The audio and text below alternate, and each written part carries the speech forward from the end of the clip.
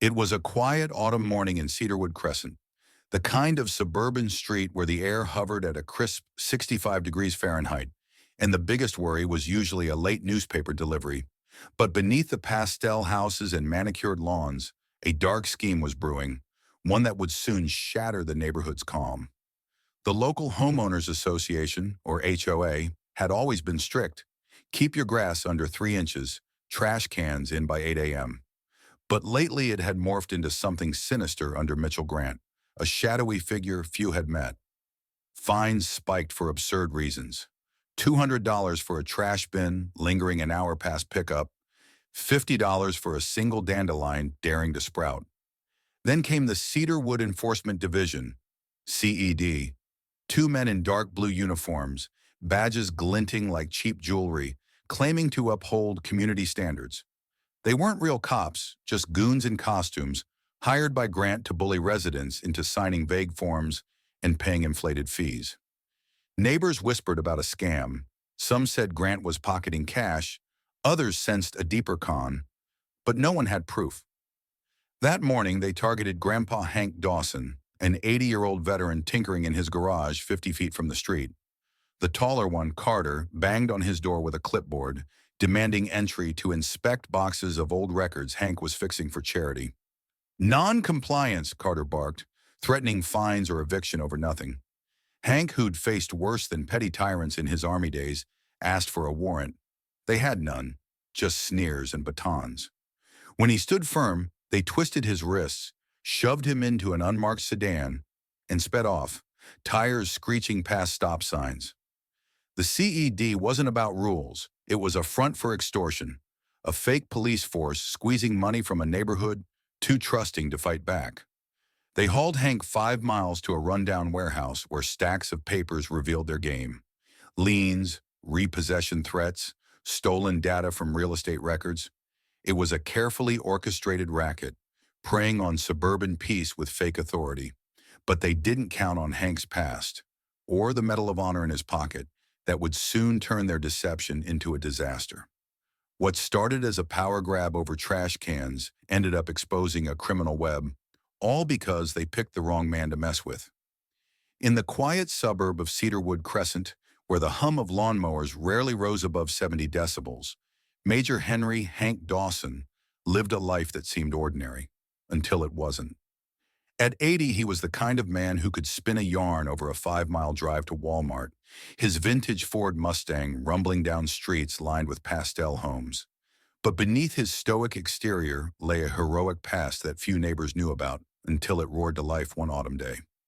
Born on Iowa's rolling farmland, Hank enlisted in the Army at 18, barely old enough to shave, and soon found himself in combat zones where the air hit 110 degrees Fahrenheit and courage was measured in blood. Multiple deployments forged him into a soldier of valor, earning him the Medal of Honor, America's highest military award, for acts of bravery that went beyond duty, saving lives under fire when most would have faltered. Decades later, he settled into retirement 2,000 miles from those battlefields, his garage workshop a sanctuary of old clocks and antique radios, the medal tucked quietly in a coat pocket. That crisp morning, with the temperature dipping to 65 degrees Fahrenheit, Hank was sorting photo albums, black and white snapshots of his younger self in uniform, when fake HOA cops banged on his door. They didn't know the man they were targeting had faced down worse than their batons. He'd stared into chaos and walked away with scars and dignity. When they demanded entry over charity boxes and threatened eviction, Hank's voice stayed steady, his shoulders squared from years of discipline. His past wasn't just a story, it was a shield, a quiet strength that rattled the imposters when they dragged him to a warehouse 5 miles out of town. There, under a flickering bulb, Carter sneered, "Your war stories won't save you," oblivious to the gleaming Medal of Honor in Hank's coat. That medal, earned through missions that defied odds, turned their bravado to panic when he pulled it out, a symbol of heroism they couldn't intimidate.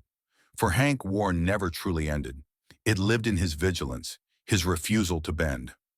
What they saw as an old man was a titan, and his heroic past didn't just define him, it dismantled their scam, proving that true valor outlasts any fake badge. It was a crisp autumn morning in Cedarwood Crescent, the temperature hovering at 65 degrees Fahrenheit, when the peaceful rhythm of suburban life, where the loudest sound was usually Grandpa Hank's Ford Mustang rumbling down the 500-foot street, was shattered by an unjust confrontation.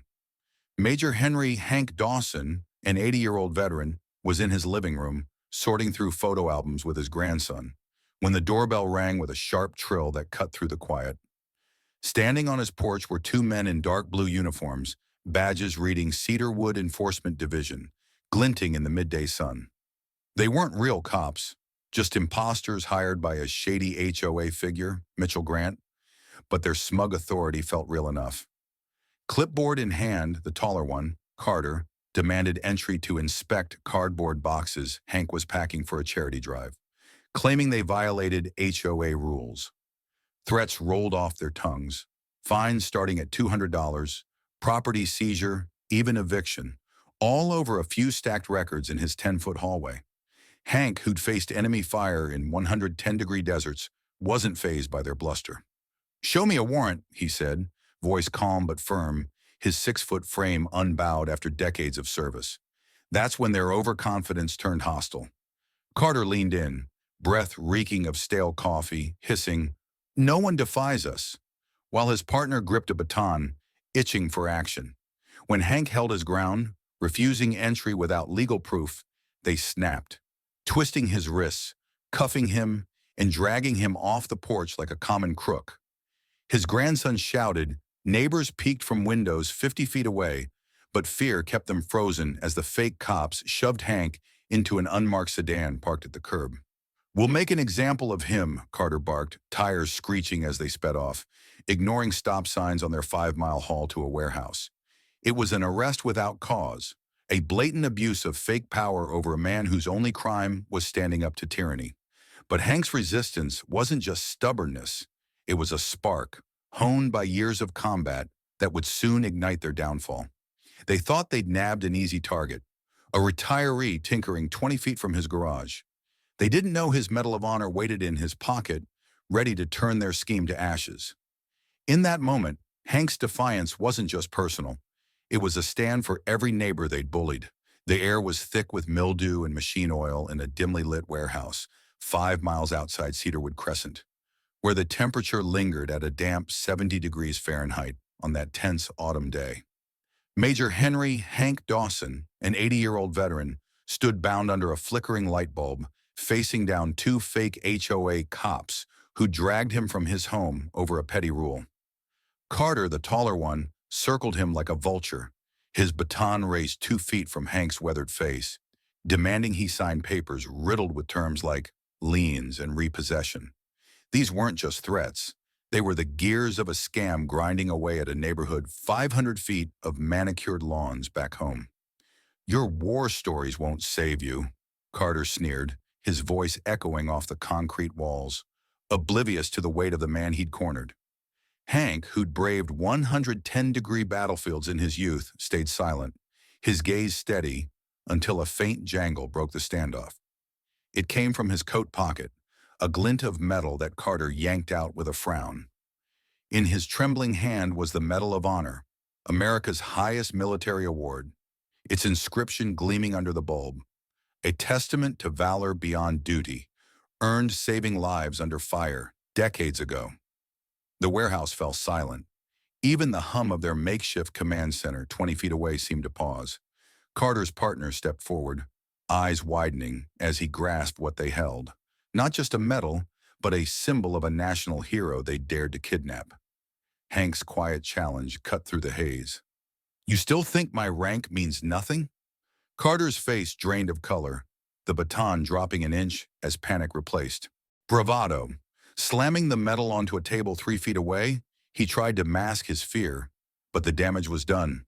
They'd misjudged their prey, thinking him a frail retiree tinkering in a garage 50 feet from his street. That Medal of Honor, once hidden in a coat 2 inches thick, wasn't just history.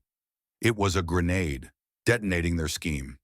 The grandson, hidden near a dumpster 10 yards outside, saw it unfold, knowing this revelation would summon real justice.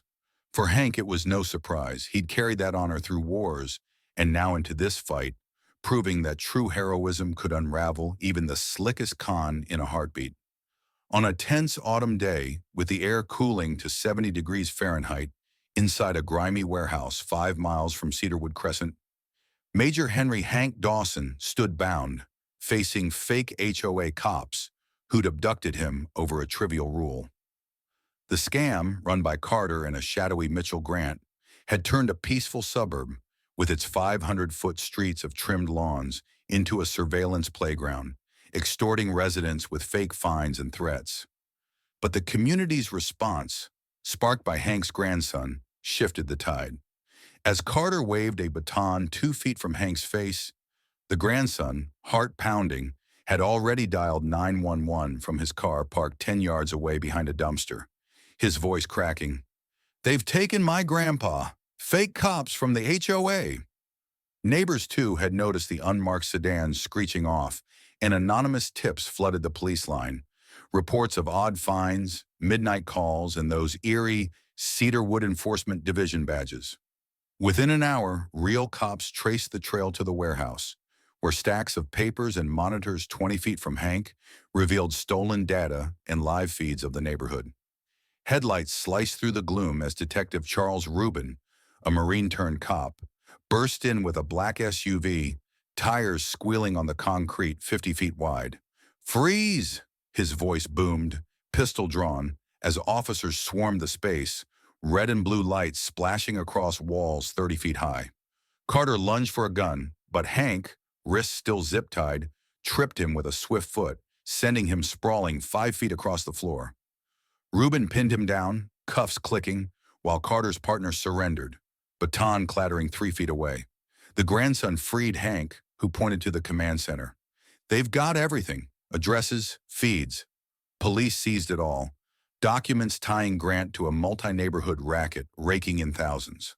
Back in Cedarwood, neighbors emerged from their 50-foot lots, shaken but galvanized, sharing stories of harassment that matched the evidence. Rubin, spotting Hank's Medal of Honor on the table, returned it with a nod. Marine to hero, knowing this wasn't just a rescue but a takedown. The community's calls and Hank's stand summoned justice, dismantling a con that had preyed on trust. Carter's crew was hauled off, and Grant's arrest loomed, proving that when a neighborhood rallies and real law steps in, even fake power crumbles under the weight of truth. In the aftermath of a crisp autumn day, when Cedarwood Crescent's quiet streets, stretching 500 feet of pastel homes, had been shaken by fake HOA cops, justice rolled in like a cool 65-degree Fahrenheit breeze, restoring a community nearly broken by greed. Major Henry Hank Dawson, an 80-year-old Medal of Honor hero, had been dragged 5 miles to a warehouse by Carter and his crew. Imposters under Mitchell Grant's scam, who'd terrorized residents with fines and threats over trash cans and dandelions. But when Hank's medal gleamed under that flickering bulb and real police stormed in, the tide turned. Carter, pinned under Detective Rubin's knee 50 feet inside the concrete lair, faced felony charges: impersonation, extortion, illegal detainment. His baton clattering uselessly 3 feet away, his partner surrendered, tears falling as cuffs clicked, while Grant, the mastermind, was nabbed at an airport 20 miles away. His fake ID no match for the evidence piling up. Stolen data, surveillance feeds from cameras hidden in the neighborhood's 50-foot lots. Guilty verdicts landed them years behind bars, a karmic slap that echoed beyond the courtroom. Cedarwood didn't just cheer, it changed. The city council dissolved Grant's fraudulent rules: no more $200 fines for a late bin, and the real HOA reverted to simple lawn reminders. Neighbors, once frozen behind windows 20 feet apart, stepped out, swapping fear for block parties and garage sales along the 2-mile crescent. Watch groups formed, eyes sharper after the breach, and kids played hopscotch on sidewalks once patrolled by fakes. Hank, back in his garage tuning clocks 50 feet from the curb, got a hero's welcome. Letters piled on his porch, the VFW hosting a night in his honor, even Major Henry Dawson Day proclaimed at City Hall. His Mustang's rumble drew waves, a quiet thank you from a street he'd saved. The house across from his, rumored a hideout for Carter's men, sold to a young military family, drawn by the tale of a veteran's stand. Property values climbed, buoyed by media promising safety 5 miles around. Hank spoke at City Hall, 10 feet from the podium, urging vigilance. Not paranoia, but care. And the community listened, launching seminars on spotting scams. Justice didn't just jail the crooks. It knit Cedarwood tighter, proving that from a hero's courage and a neighborhood's awakening, renewal could rise strong and lasting under the warm light of a hopeful future. For those of us over 40 who've seen our share of life's battles, Grandpa Hank's stand against fake HOA cops offers wisdom worth keeping close. At 80, with a Medal of Honor from wars fought 2,000 miles away, he faced down bullies in fake badges who tried to scare him over trash cans. His courage reminds us that honor doesn't fade with age. It's a fire that can burn through deceit. When they hauled him off, neighbors hesitated, but his grandson's calls and their tips brought real justice crashing in, locking the crooks away. It's a lesson. Stay sharp, question odd rules, and don't let fear silence you. Because evil hides in plain sight, even 50 feet from your porch. Hank's victory turned Cedarwood Crescent from a scared street into a tighter community, with block parties replacing fines. So as we age, let's lean on our experience. Watch out for each other, share a wave or a word, and stand firm when something's off. Life's too rich for petty tyrants to win.